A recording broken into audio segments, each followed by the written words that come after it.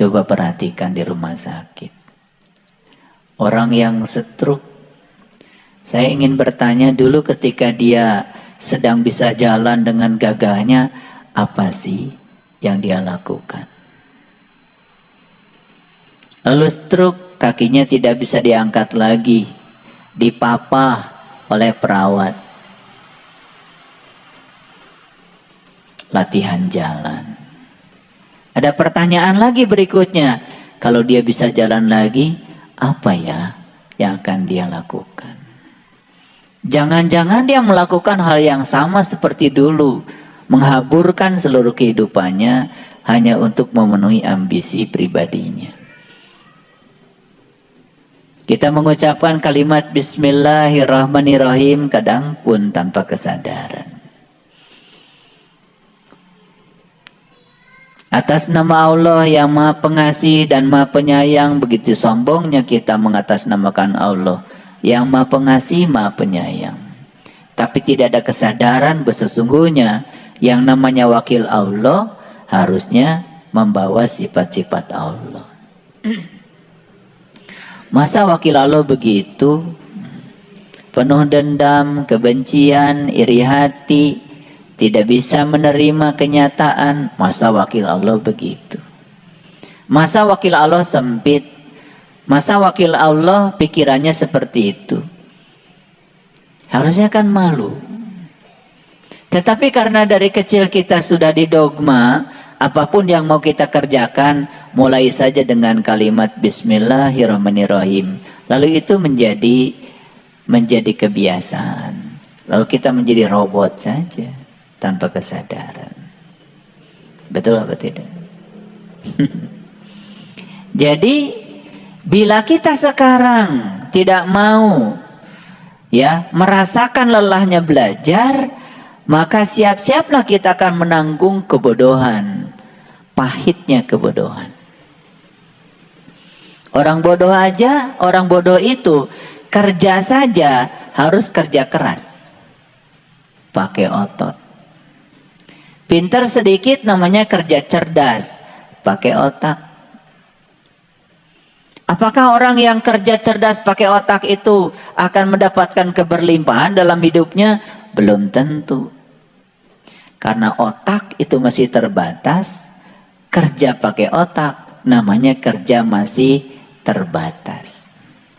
Maka kerja yang paling tinggi adalah kerja pakai kesadaran, pakai hati. Itu yang disebut dengan kerja ikhlas, hasilnya tanpa batas.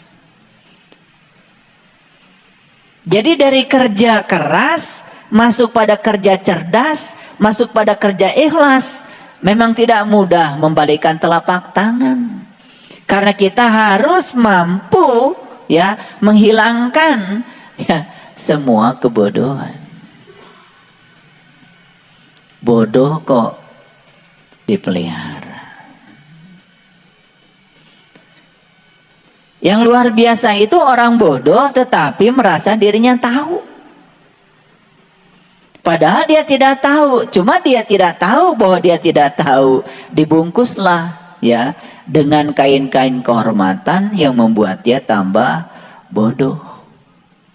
Karena dia dalam keadaan tertutup.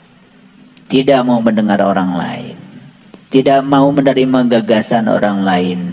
Selalu merasa dirinya paling benar. Makanya lihat orang yang semacam itu. Insting untuk berdebatnya luar biasa. Insting untuk menunjukkan pada orang lain bahwa dirinya paling benar juga luar biasa. Bahkan kadang-kadang mencari pasukan untuk menyatakan dirinya paling benar. Masih gitu apa tidak? Kalau masih gitu berarti masih bodoh. Sampai pada titik kesadaran tertentu kita akan menemukan bahwa sebetulnya hidup itu bukan lagi perjuangan, tapi hidup itu adalah hubungan cinta. Kalau kita sudah bisa melihat hidup itu hubungan cinta, hidup bukan perjuangan, maka untuk mendapatkan sesuatu sebesar apapun tidak perlu penuh perjuangan. Itulah yang disebut dengan fid dunya hasanah wa fil akhirati hasanah. Udah hasanah dua-duanya. Ya.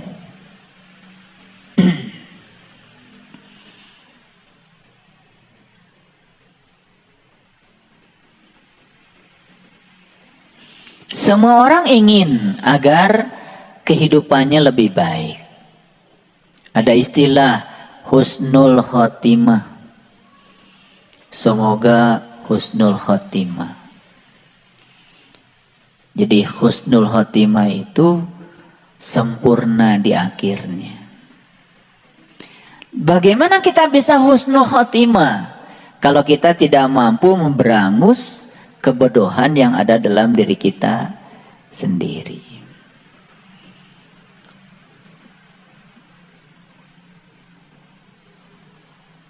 Sepanjang diri kita hanya mengizinkan menjadi robot, sibuk tanpa kesadaran, hanya menjadi robot biologis, sepanjang itu pula kita tidak akan pernah meningkat kesadarannya. Udah berpengalaman bukan? Sholat 5 waktu sudah, wudhu sudah, haji sudah, saum tiap Ramadan dijalankan, zakat fitrah sudah, semua rasanya sudah dilakukan, kewajiban-kewajiban kita. Tapi namanya juga wajib, dilaksanakan dapat pahala, ditinggalkan dapat siksa. Dua-duanya dilakukan dalam keadaan bermuatan, bukan sebagai satu kebutuhan, apalagi cinta. Masih jauh dari situ kesadarannya. Apa yang terjadi? Yang terjadi ya kita ini seperti robot. Robot biologis sibuk tetapi tanpa ada perubahan kesadaran. Cirinya apa? Cirinya begitu menghadapi masalah kecil saja sudah uring-uringan. Bahkan masalah kecil pun terlihat menjadi sangat besar sekali. Kenapa? Karena ledakan hanya terjadi di ruang sempit. Iya, tabung gas, isi gasnya banyak, ruangnya kan sempit, sebesar kepala kita tuh, yang 3 kilo. Tiba-tiba bocor, api masuk ke dalam. Gara-gara api masuk ke dalam, karena tabungnya kecil, terjadilah pembakaran gas secara mendadak, energinya besar. Karena energinya besar, ruangnya kecil, meledak. Disebutlah tabung gas meledak. Tahu kenapa meledak? Karena ruangnya sempit. Begitu ledakan terjadi di ruang sempit, bahaya nggak? Bahaya. Tapi kalau itu gas yang 3 kilo dibakarnya di ruang terbuka, nggak ada ledakan. Karena ruangnya terbuka dan luas. Ini masih pada suka meledak kelihatannya. Dari wajah-wajahnya nih kelihatan masih suka meledak. Ciri yang suka meledak itu hancur wajahnya. Iya. Gitu. Makanya penampakan ruh-ruh yang tidak bisa pulang kan biasanya menakutkan. Betul enggak? Itu habis meledak gitu. Dan ledakan selalu terjadi di ruang sempit. Makanya ilmunya sempit. Pengetahuannya sempit. Sudut pandangnya sempit. Dadanya sempit. Pikirannya sempit. Lihat orang kayak gitu. Dikit saja energi negatif datang pada dirinya. Langsung meledak. Itu yang sering disebut kecelakaan spiritual.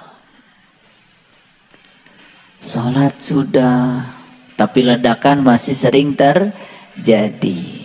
Harusnya kan bertanya, ada apa dengan sholatku? Suka bertanya gitu enggak? Suka enggak begitu? Ngajinya rajin, seragamnya 7 seminggu. Tapi suka meledak. Harusnya kan ada apa dengan pengajianku?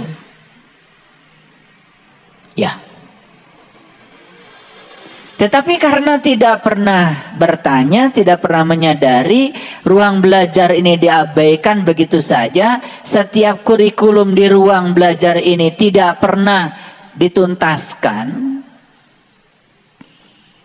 Apa yang terjadi? Yang terjadi hanya menghabiskan waktu begitu saja tanpa ada perubahan kesadaran. Saya tanya, mau nggak husnul khotimah? Mau nggak husnul khotimah? Husnul khotimah itu syaratnya cuma satu, berhenti berprasangka buruk.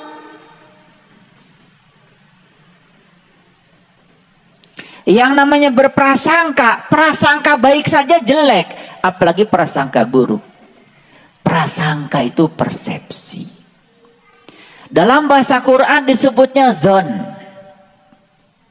Wa may yattabi'u aksaruhum illa dzon.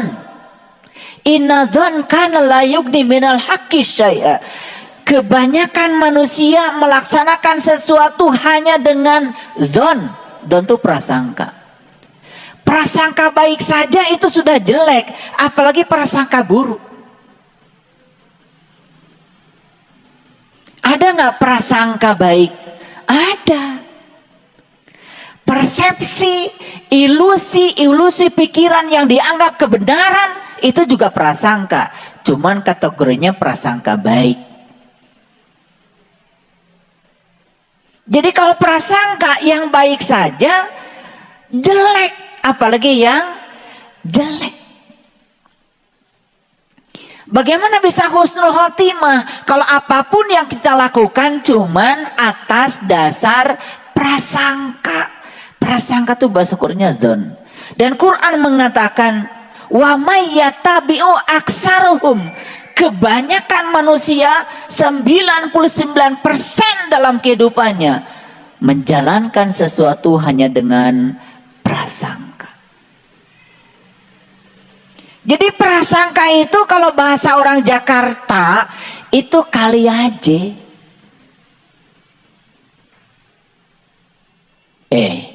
Sholatmu diterima nggak sama Allah?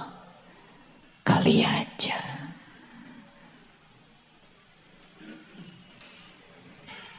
Prasangka bukan itu? Prasangka. Kamu nanti kalau mati selamat apa celaka? Kali aja.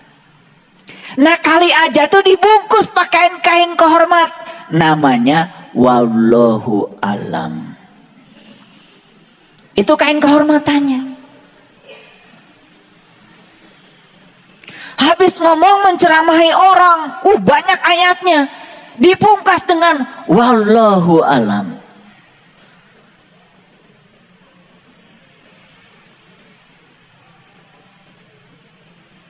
Berlindung yang paling kelihatan terhormat adalah berlindung kepada Allah.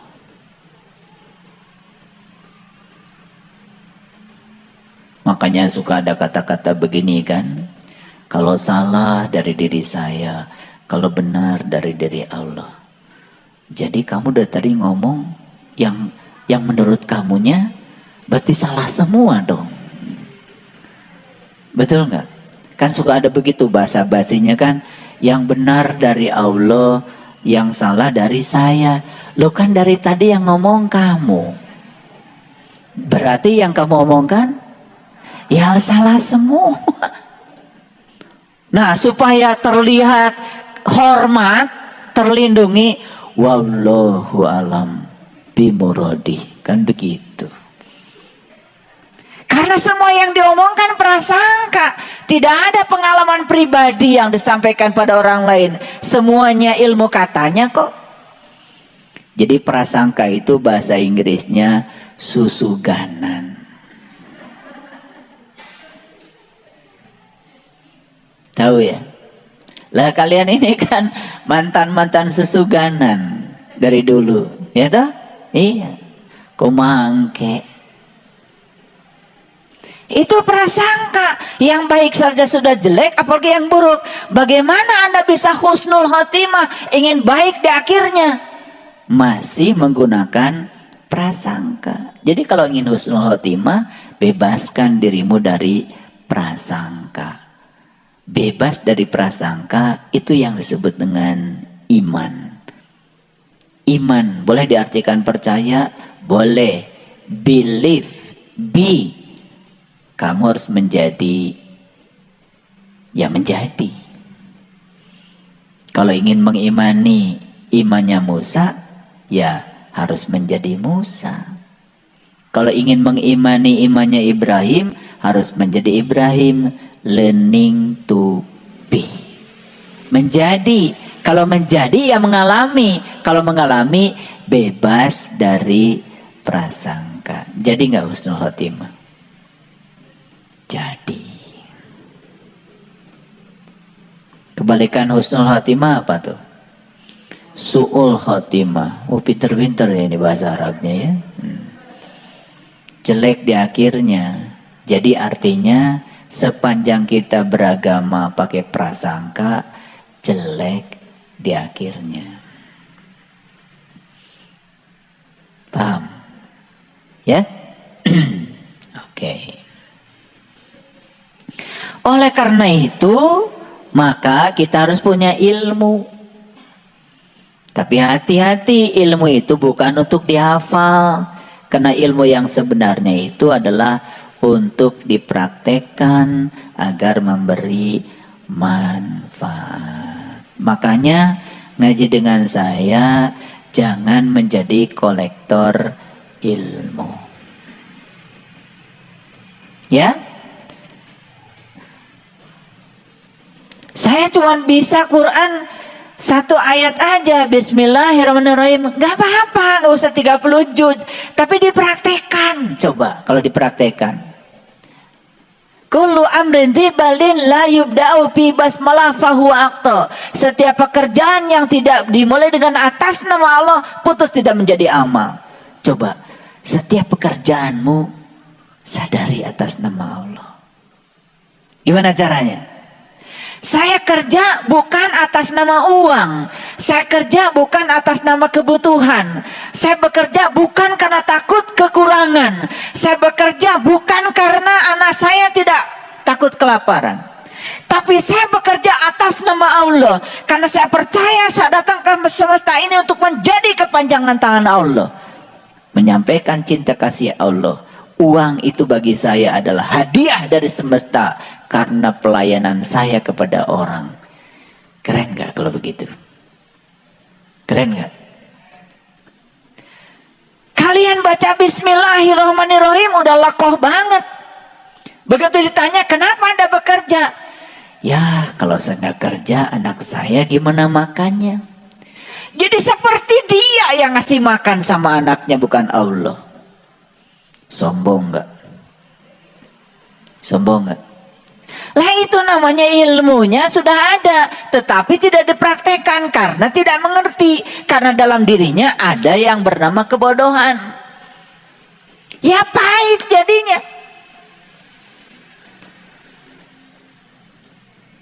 Coba selidiki, ya nggak usah jauh-jauh, belajar riset.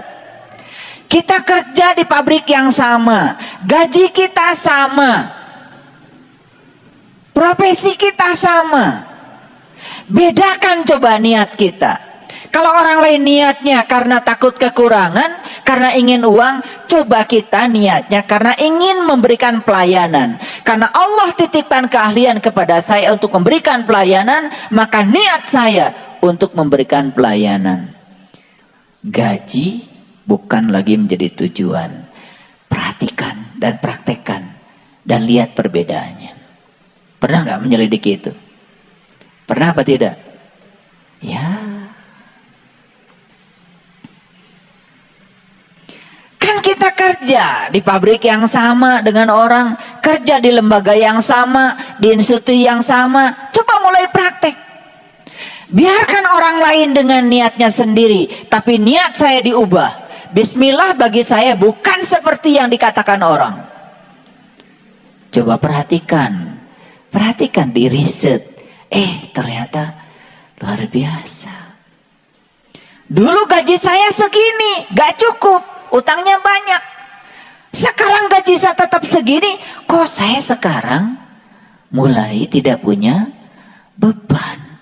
Ada apa ini? Oh, ternyata diubah niatnya.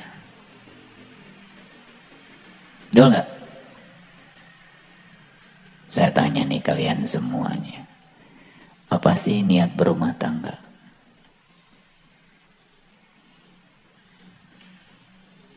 Apa?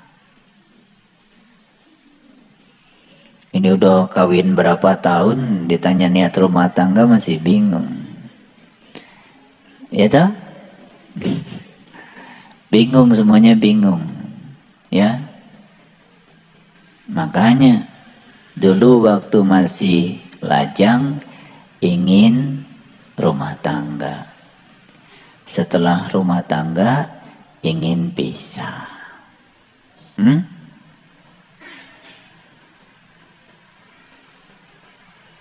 Padahal ayatnya suka dibaca. Setiap kali ada kawinan pasti ayatnya itu.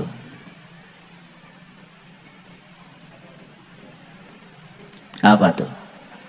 Wa min ayatihi an khalaqalakum, kan gitu ayatnya. Ya toh? Suka dengar ayat itu? Pasti. Pokoknya nikahan dimanapun di Indonesia ayatnya pasti itu. Kayaknya nggak ada ayat lain seakan-akan. Sudah jadi paten. Dan di ayat itu dikatakan ajwaja, kan gitu. Tahu ajwaja artinya apa? Pasangan. Tahu artinya pasangan apa? Ada nggak? Mur dengan mur. Ada nggak? Baud dengan baud. Coba mur dengan mur jadi apa? Baud dengan baud jadi apa? Coba kalau mur dengan baud saling menguatkan, bukan? Betul nggak? Iya. Ada dua logam mau ditempel. Logam yang satu dilaskan mur. Di logam yang satu dilaskan baud. Ketika mur ketemu baud, pasangan bukan? Saling apa? Saling menguatkan. Saling melengkapi. Beda nggak mur dengan baud? Beda. Begitu nikah, rumah tangga pengen sama. Mur sama mur, baud sama baud. Nyambung nggak kira-kira? Sadar nggak kalau kalian itu berbeda? Sadar nggak? Sadar nggak kalau kalian itu pasangan? Sadar. Pasangan itu positif negatif. Nggak ada beli sendal kanan-kanan. Coba kalau pakai sepatu kanan-kanan gimana tuh? Labuh wae. Betul nggak? Gimana kalau kiri-kiri? Jadi begitu ingin kanan-kanan, ingin kiri-kiri, tidak bisa menerima kanan-kiri, tidak bisa menerima pasangan. Berarti kita ini sedang melanggar hukum alam. Padahal ayatnya ajwaja. Gak pernah dibahas ayat itu. Betul nggak? Yang dibahas teh sakinah, mawadah, warohmah, sakinah, mawadah, warohmah. Barijeng teh ngarti sakinah teh naon? Itulah kebodohan, pahit.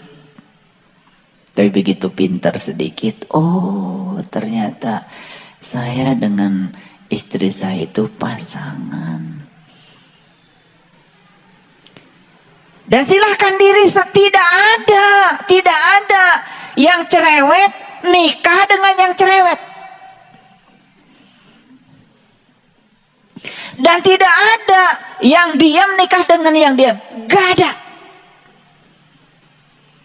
Yang cerewet itu pasti nikah sama yang diam. Betul nggak?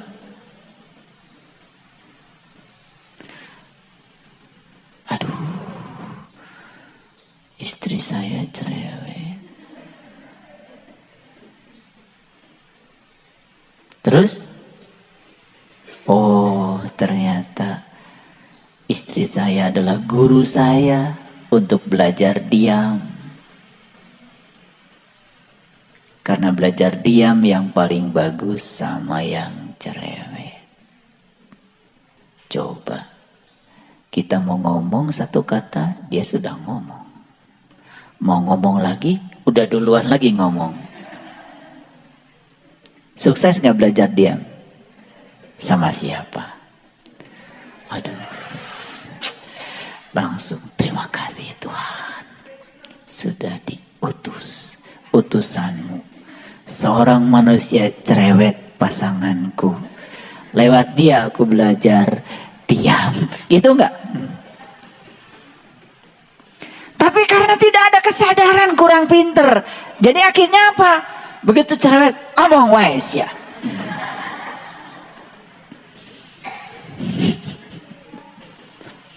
Tapi kalau dilihat itu sebagai mitra, sebagai pasangan, jadi klop. Akhirnya bikin puisi. Kamu dan aku seperti mur dan paut. Gitu kan puisinya. Kita saling menguatkan. Wih, keren. Karena kata Allah kita ini adalah aju aja. Gitu enggak? Boro-boro. Ngerti gitu. Betul enggak? Iya. Yang terjadi adalah membangun neraka. Karena kalau mur dengan mur, baut dengan baut, ya pakai truk. Nggak nyambung. Makanya saya mau bikin pelatihan.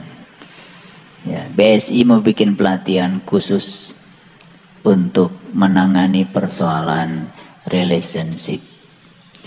Untuk pengantin baru sekaligus juga pengantin yang sudah bari dan basi. Iya, jadi kita mau kasih argumen saintifiknya supaya mereka mengerti. Begitu sadar, oh kita ini pasangan. Yes, kiri kanan. Men are from Mars, women are from Venus. Aku berasal dari Mars, istriku dari Venus. Dua makhluk yang berbeda. Oke. Kita tetap satu kasur toh? Keren gak kalau gitu? Nah itu. Jadi sebetulnya ilmu kita sudah banyak. Cuman prakteknya kurang banyak. Siapa sih yang tidak tahu kalau sedekah itu membawa berkah? Semua udah tahu. Tapi prakteknya biasanya masih hitung-hitungan. Betul nggak? Itu karena tidak mau mencoba. Gitu. Dan menurut Profesor Kazuo Murakami, kalau orang penyakitnya jantung, ini orang Jepang loh, bukan orang Islam, tidak mengerti istilah zakat, tidak ngerti sodakoh. Tapi beliau cuma mengatakan orang-orang yang penyakitnya jantung ternyata penyebabnya adalah kurang berbagi. Jadi kalau ditangkap oleh orang Islam, ternyata sodakohnya kurang, itu penyakitnya jantung.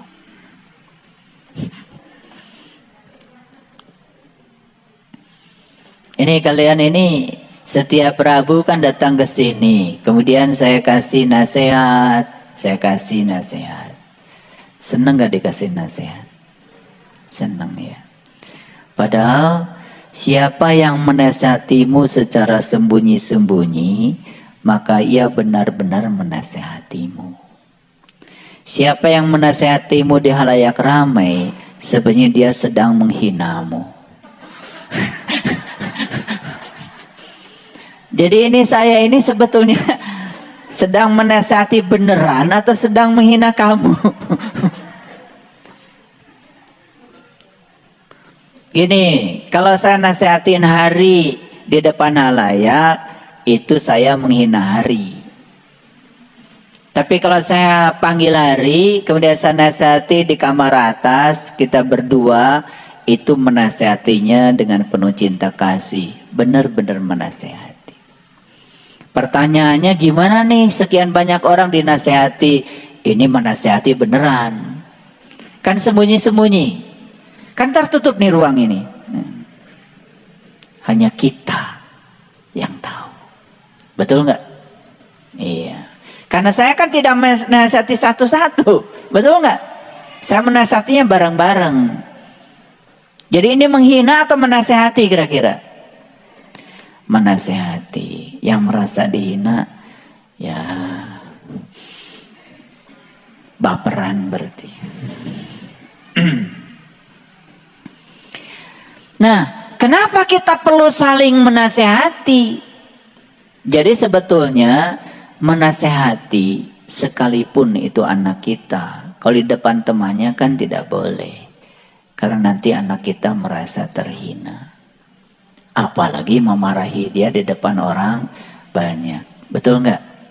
Nah, saya mau tanya jujur nih. Pernah nggak memarahi orang di depan orang banyak? Angkat tangan.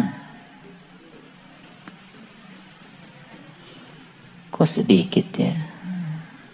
Ternyata yang jujur di ruangan ini cuma sedikit ya. Atau memang tidak pernah? Itu berarti senang saya. Ya. Memarahin orang di depan umum. Kira-kira menghina atau apa istilahnya yang paling tepat? Karena menasihati orang saja di depan umum itu sudah menghina. Apalagi memarahin orang di depan umum, coba. Apa kata yang paling tepat untuk dia? Menghina atau merendahkan? Merendahkan. Makanya kadang-kadang kita sering tidak sadar. Betul nggak? Kita memarahin orang di depan orang. Padahal menasihati saja, kalau di depan orang itu sudah menghina, apalagi memarahi. Oleh karena itu, para sahabatku yang dirahmati Allah, keadaan selalu terjaga dengan kesadaran penuh, itu menjadi sangat penting dalam kehidupan.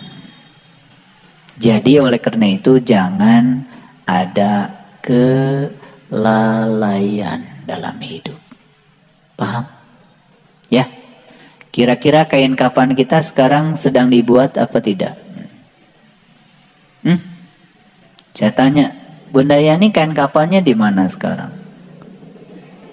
Sedang ditenun. Sedang dibordir lagi. Betul nggak? Jadi aneh sekali kalau manusia dalam hidup di usia seperti kita sekarang ini masih lalai dalam kehidupan. Padahal kain kafan sudah disiapkan buat kita. Setuju nggak? Oke. Oleh karena itu, mari kita selalu terjaga, selalu sadar. Itu sebabnya kita diberikan namanya qalbu. Qalbu itu adalah tempat kita untuk menyaksikan akhirat. Jadi akhirat itu nanti atau sekarang? Sekarang. Di mana kita menyaksikan akhirat? Di qalbu. Makanya ada kata-kata orang tua, bagus. Kalau kamu ingin jumpa dengan Tuhan, ya mati dulu. Kalau kamu ingin ke akhirat, ya mati dulu. Nah, cuman kata-kata leluhur kita itu sering diartikan salah. Dianggapnya matinya mati beneran. Padahal kata Nabi, mut anta qabla mut. Kamu harus belajar mati selagi hidup. Nah, kata orang tua, kita di tanah Jawa ini kan harus belajar mati sajeroning urip. Bahasanya orang Bandung, sing bisa nganjang kapageto. Itu sebetulnya. Jadi ya, kita ini bisa menyaksikan akhirat di mana? Di kolbu. Gimana caranya? Apa sih akhirat itu? Kan akhirat itu terminal terakhir. Sekaligus juga terminal awal. Inna lillahi wa inna ilaihi roji'un. Sesungguhnya kita berasal dari Allah. Dan kita kembali kepada Allah. Jadi terminal terakhir kita siapa? Allah. Berarti akhirat apa? Ulangi lagi, belum bisa menjawab. Terminal terakhir kita adalah Allah. Betul? Kan asal dari Allah, kembali kepada Allah. Inna lillahi wa inna ilaihi roji'un. Jadi terminal terakhir kita apa? Allah. Terminal terakhir kita itu akhirat. Jadi akhirat adalah Allah. Jadi kolbu itu tempat menyaksikan akhirat. Terminal terakhir, tempat kita pulang. Oh, ke situ kita akan pulang. Karena sudah tahu jalan pulangnya dari sekarang. Saat mati beneran, kita nggak akan kemana-mana. Pulang ke tempat asalnya. Ke akhirat. Paham ya? Makanya ya, kata leluhur kita, jadikan saja akhirat itu di kolbumu. Dunia di mana? Ah, dunia di tanganmu. Mati di mana? Mati di pelupuk matamu. Jadi mati itu di pelupuk mata, saking dekatnya. Betul nggak? Ya, mati yang paling dekat, mati beneran, atau mati selagi hidup? Mati dua-duanya. Mati beneran dekat, mati selagi hidup pun dekat. Tetapi yang paling bisa kita lakukan sekarang adalah mati selagi hidup. Dengan cara apa? Dengan cara meniti ke dalam diri agar kita bisa menemukan akhirat di sini, saat ini, sekarang. Jadi dalam buku ya R.A. Kartini kan beliau menulis menyusuri kegelapan untuk mendapatkan terang. Tapi di Indonesia kok terjemahannya jadi habis gelap terbitlah terang. Padahal aslinya buku itu bahasa Belanda. Dan saya pernah bertanya seseorang yang mengerti bahasa Belanda, ini terjemahnya benar gak? Habis gelap terbitlah terang. Karena bagi saya itu kok nggak nyambung.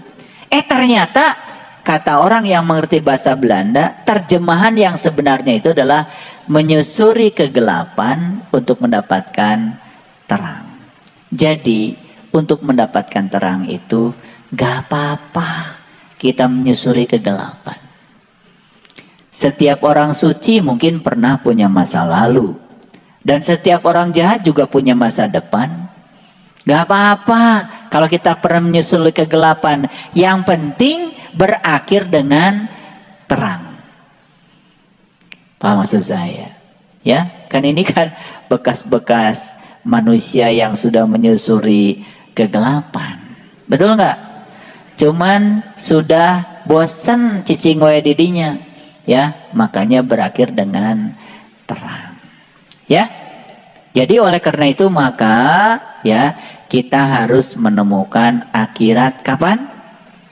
Sekarang, di sini, saat ini, ya. Oke. Para sahabatku yang dirahmati Allah, amalan apa sih yang paling berat untuk diamalkan? Ada 3 amalan.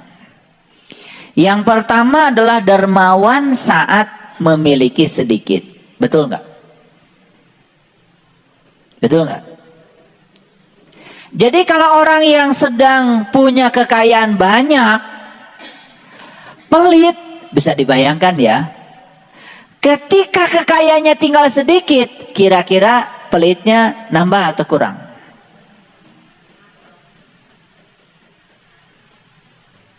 Ketika kekayaannya banyak, pelit. Ketika kekayaan tinggal sedikit, kira-kira pelitnya nambah atau ngurang? Nambah bukan?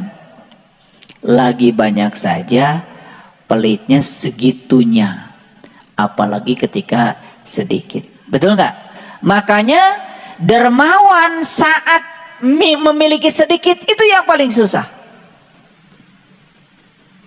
Dan saya sering mengalami situasi seperti itu.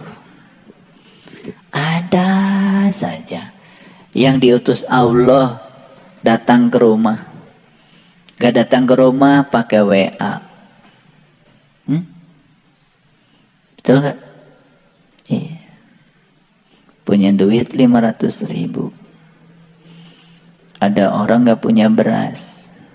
Saya tanya, berapa anggota keluargamu? 11 orang. 11. Kirim 50, gak cukup. 100, besok minta lagi. Repot-repot. Kirim aja 1 karung. Berat gak kira-kira?